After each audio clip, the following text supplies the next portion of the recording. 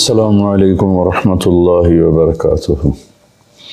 بسم اللہ الرحمن الرحیم والصلاة والسلام علی رسولہ الکریم وعلی آلہ واصحابہ اجمعین، اما بعد۔ میرے محترم بھائیوں اور بہنوں، رمضان المبارک کا رحمتوں والا برکتوں والا مہینہ چل رہا ہے۔ اللہ تعالیٰ اپنی رحمتوں سے ہمیں نوازے اور ان اعمال سے ہماری حفاظت فرمائے جس سے رحمتیں اٹھ جاتی ہیں۔ ابھی ایک حدیث میرے ذہن میں آئی جب میں ریکارڈنگ کے لیے آ رہا تھا، میں نے چاہا آپ سے بھی شیئر کروں۔ یہ دو حدیثیں ہیں، ان کو جمع کر کے میں ایک نتیجہ اخذ کرتا ہوں، وہ آپ کے سامنے پیش کرتا ہوں۔ اللہ کے نبی صلی اللہ علیہ وسلم مدینہ میں تھے تو جبریل انسانی شکل میں آئے اور آپ کے سامنے اتحیات کی شکل میں بیٹھ گئے اور آ کر آپ سے پوچھا مل اسلام، یا رسول اللہ اسلام کیا ہے؟ عمر رضی اللہ تعالیٰ عنہ فرماتے ہیں کہ ایک نوجوان تھا، وہ آ کے مجلس میں بیٹھا تو شدید بیاض الثياب وشدید سواد الشعر لا يرى عليه اثر السفر ولا يعرفه منا احد۔ ایک نوجوان آیا، سفید کپڑے، اس سے اندازہ ہوا کہ مسافر نہیں ہے، کیونکہ اس زمانے کا سفر تو کپڑے سارے ہی خراب کر دیتا تھا، اور اگر وہ مسافر نہیں تو لا يعرفه منا احد، ہم میں سے کوئی اس کو پہچانتا بھی نہیں۔ اور آ کر وہ آپ کے سامنے اتحیات کی شکل میں بیٹھا اور اپنے ہاتھ یہاں رکھ لیے، اور اگر آپ سے کہتا مل اسلام، یا رسول اللہ اسلام کیا ہے، تو آپ نے فرمایا شہادت لا الہ الا اللہ محمد رسول اللہ و اقام الصلاۃ و ایتاء الزکاۃ و صوم رمضان وحج البیت من استطاع الیہ سبیلا۔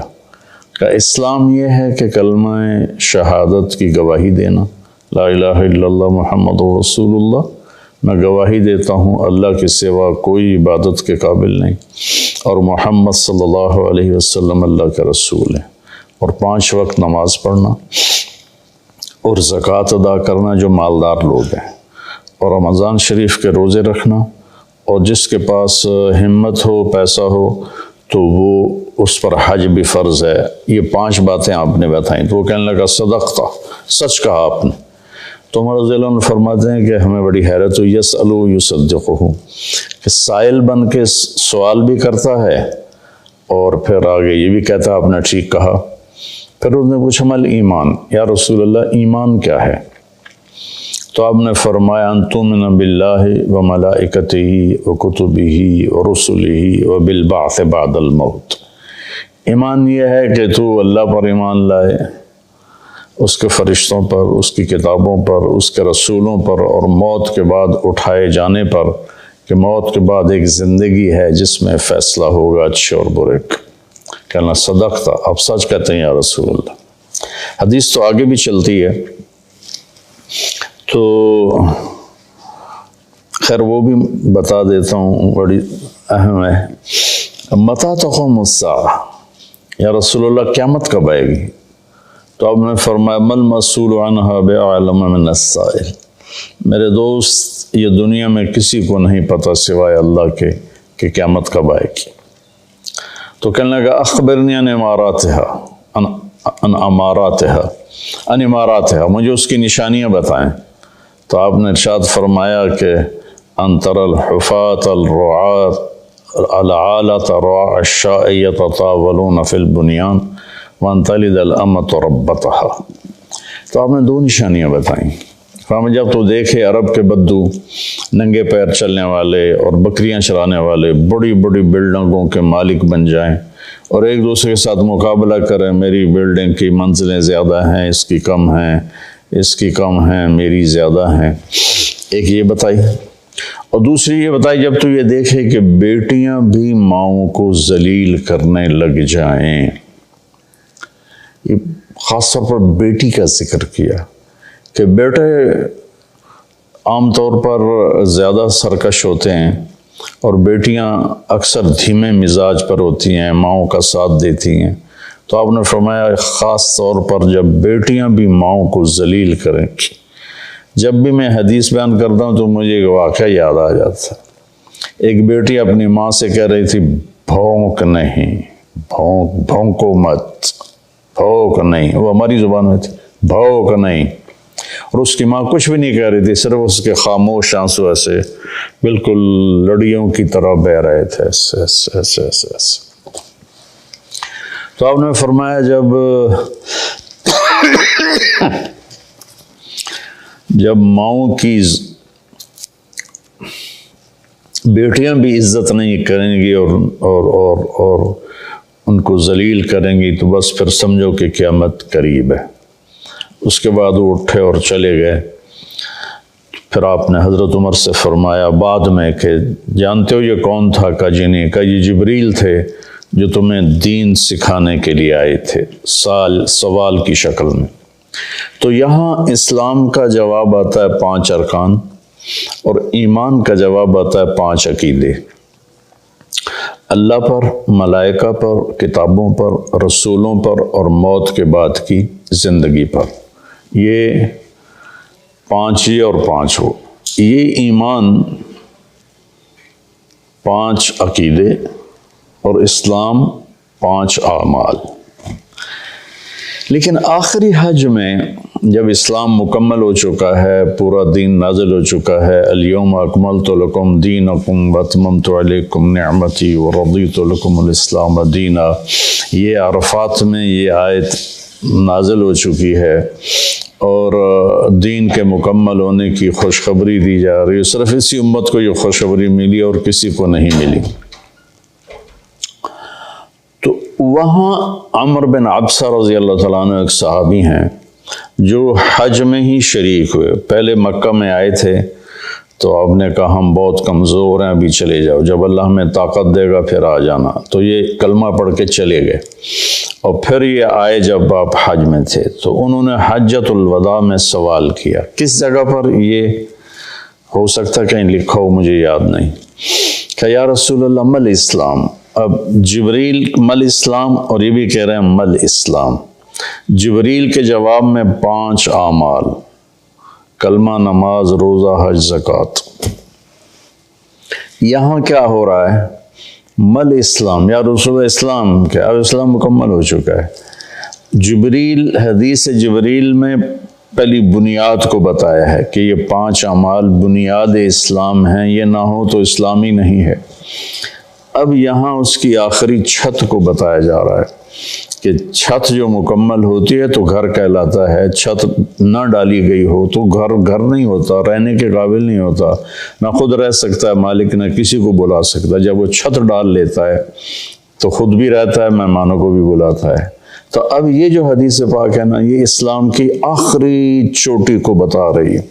وہ کہتا ہے مل اسلام، ایک اس قسم کا سوال ہے، جواب 2 ہیں۔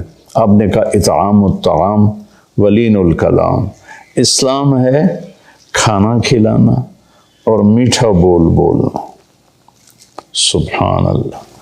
اللہ تعالیٰ کو سخاوت پسند ہے، سخی سے اللہ کو پیار ہے، چاہے وہ فاسق ہی کیوں نہ ہو، اور بخیل سے اللہ تعالیٰ کو پیار نہیں ہے، چاہے وہ تہجد گزار ہی کیوں نہ ہو۔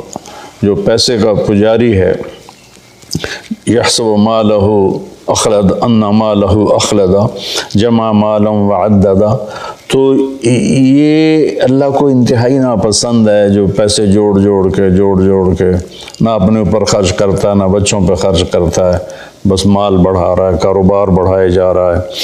تو یہ اللہ سے اس کی دوستی کبھی نہیں ہو سکتی۔ تو اطعام الطعام، کھانا کھلانا، ولین الکلام، اور نرم بول بولنا، نرمی والا بول بولنا، نرمی والا بول بولنا، نرمی والی گفتگو کرنا، یہ اسلام کی انتہا ہے۔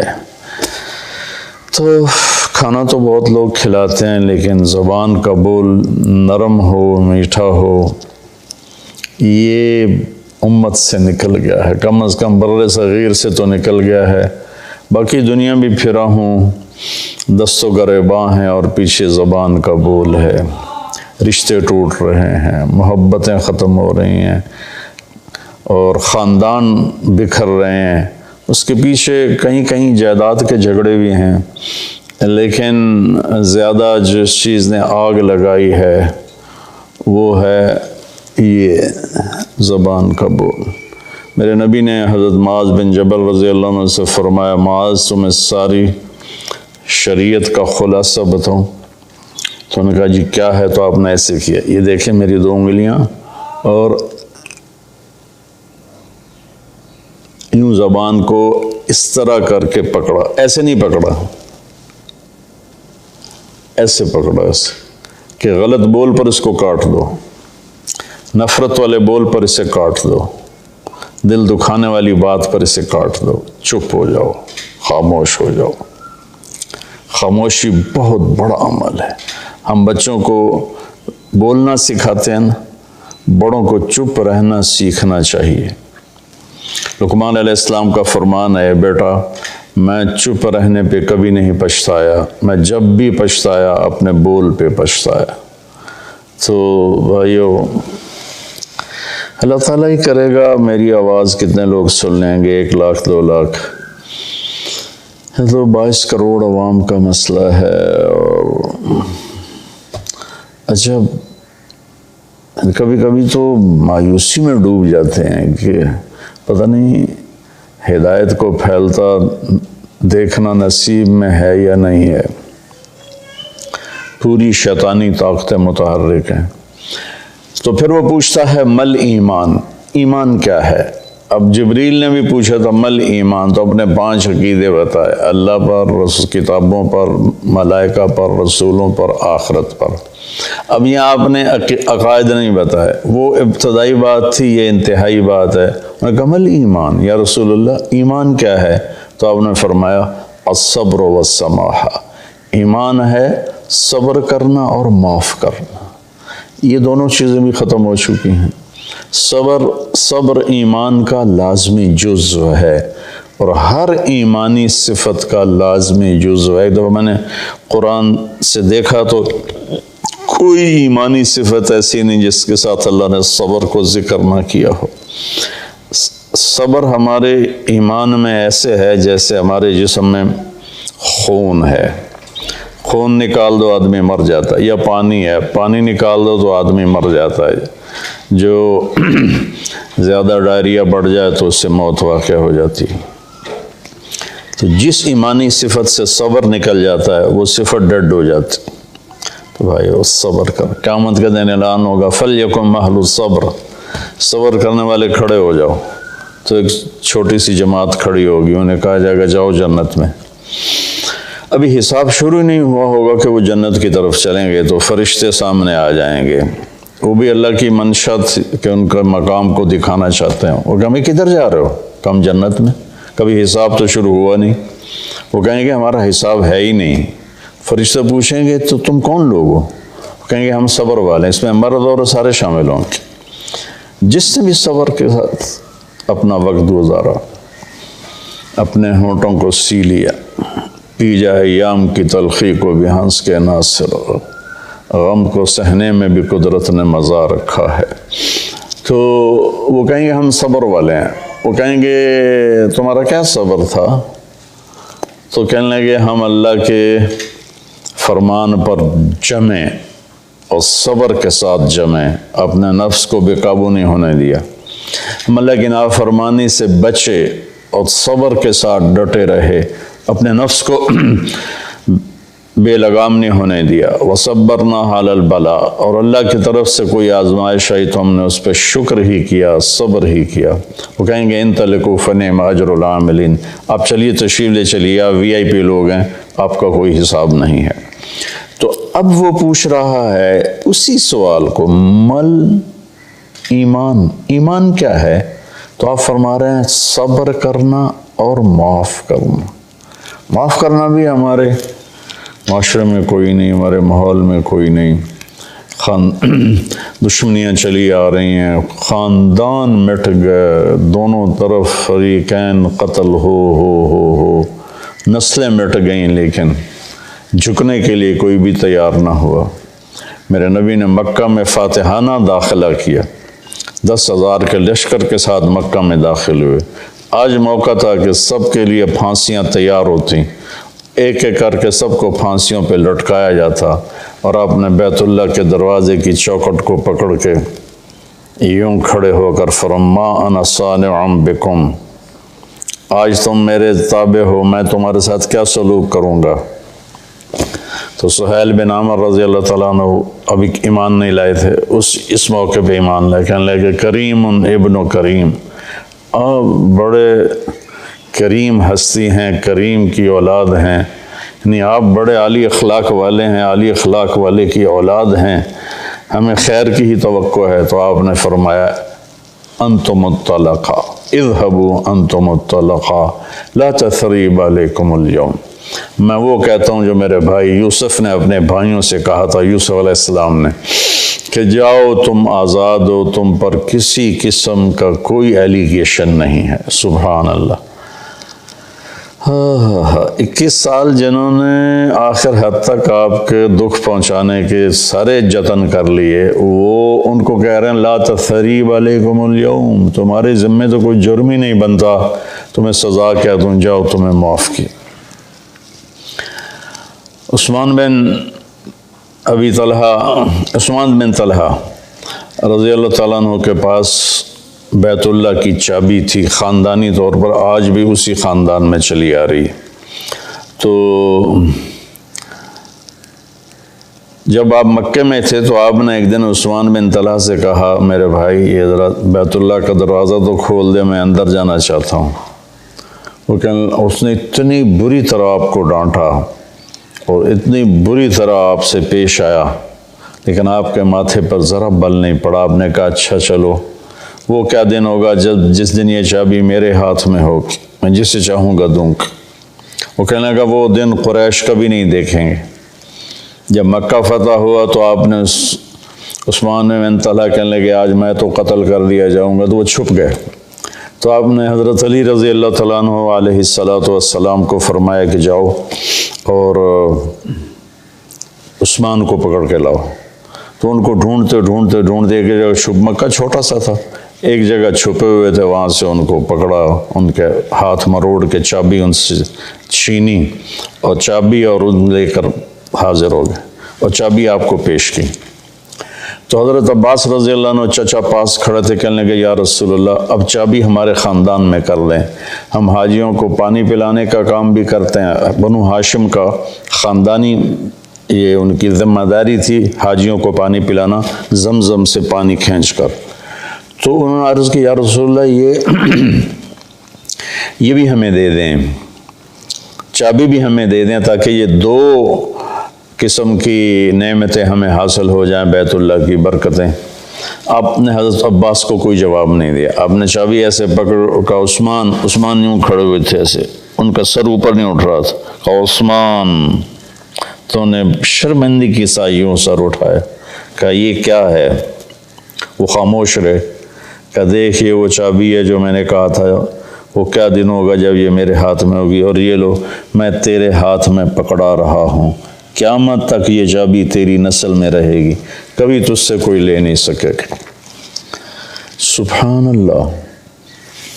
اب اس کا سلوک دیکھیں اور اللہ کے محبوب کا سلوک دیکھیں، کتنا تضاد ہے، کتنا فرق ہے۔ تو عثمان رضی اللہ عنہ کی اولاد نہیں تھی، تو چابی ان کے بھائی شیبہ بن طلحہ کی طرف منتقل ہوئی، اور وہ چابی آج تک چلی آ رہی ہے شیبہ بن طلحہ رضی اللہ عنہ کی نسل میں۔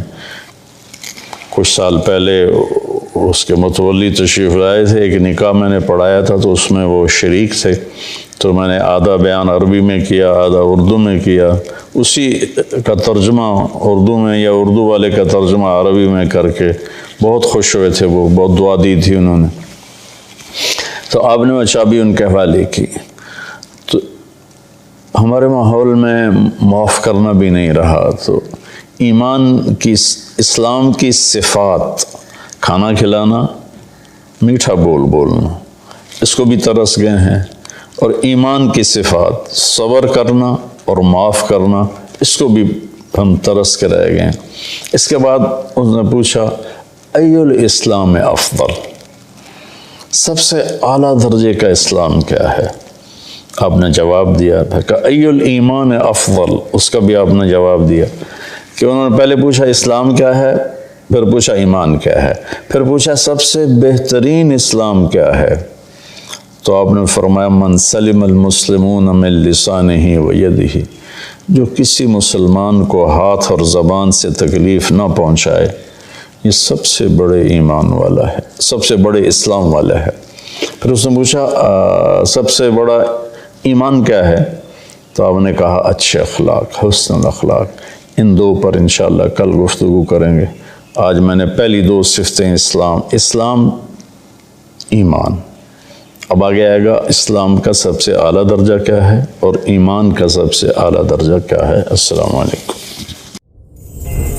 غریب کا سال بھر کا روزہ، مل کر افطار کروائیں۔ اس رمضان مولانا طارق جمیل فاؤنڈیشن لا رہی ہے تقسیم رحمت رمضان راشن پروگرام۔ تقریباً 3000 مستحقین کے گھر راشن پہنچانے میں ہمارا ساتھ دیں۔ صرف 4200 روپے میں آپ بھی کسی کی مسکراہٹ کا سبب بن سکتے ہیں، تو جلدی کیجیے۔ مولانا طارق جمیل فاؤنڈیشن، اکاؤنٹ نمبر 127101044100786، میزان بینک، تلمبا برانچ۔